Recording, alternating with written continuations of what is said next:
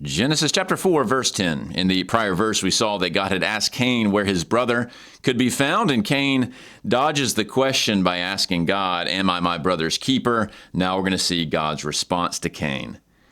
Ke epen ho theos, te epoiesas, phone haimatas tu adelphu su, boa pros me ek tes ges.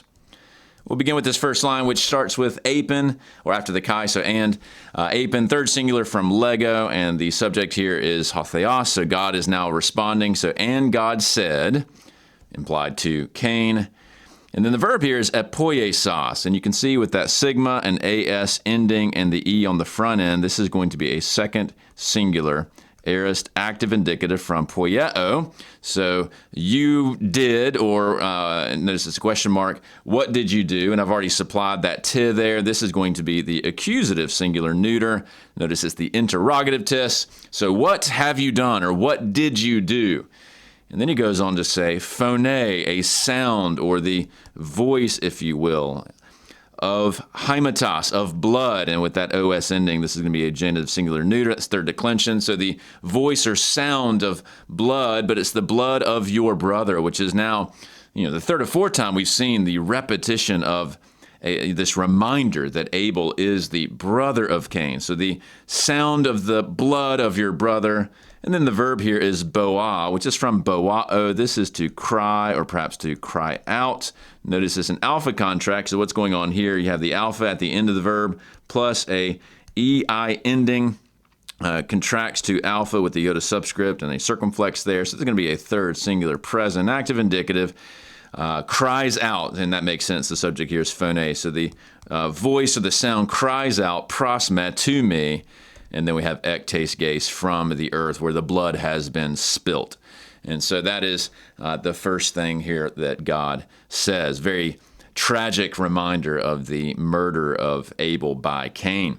Now, this blood of Abel is referenced 3 times in the New Testament. So let's take a look at those. The first one is a parallel passage that is found in both Matthew 23:35 as well as Luke 11:51, where Jesus basically says the blood of righteous Abel, as we see, so a reminder of this blood here of Abel, all the way up from him up to this prophet Zechariah, son of Berechiah, according to Matthew. That's not the same prophet as the one who is the prophet who wrote the book. Attributed to him in the Old Testament. It's a different prophet who was killed in the temple.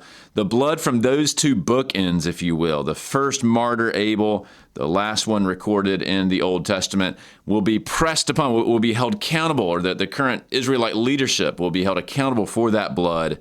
And in fact, there's a further typology that basically Jesus is going to be yet another righteous person whose blood will be spilled, and they will be held accountable for his death as well. So it's very interesting that Jesus goes back to Genesis to say, okay, this is the first person who was righteous but killed despite that. And, there's a whole array of Old Testament prophets and other figures who have been killed by ancient Israel in their rejection of God and his emissaries, and that will ultimately lead to Jesus.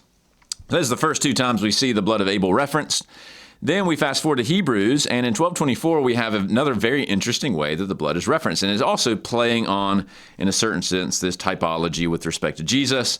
So the author says, we have come to, and that's kind of earlier, Jesus, the mediator of a new covenant, and Hebrews, of course, talks about that at great length, and to the sprinkled blood, that is the blood of Jesus at least, that speaks a better word than the blood of Abel. So the blood of Abel is, again, going back to that haima there. But notice that Hebrews is picking up on one important detail, that it's a word of the blood of Abel that is speaking. So he's clearly reading closely that this is the voice of this blood that has cried out to God. But now the blood of Jesus is even better in the sense of, though it was tragic, of course, that he died, that enables him to become the mediator of a new and better covenant. So it's very fascinating that because Hebrews is tapping into the Old Testament all the time, that he goes back even to Genesis 4 to draw this connection from Abel to the blood of Jesus. So fascinating and really, hopefully, devotionally satisfying stuff here in Genesis 4:10, despite the fact that it's quite tragic in its original context. There's a typological connection to Jesus in the end. So thanks for tuning in.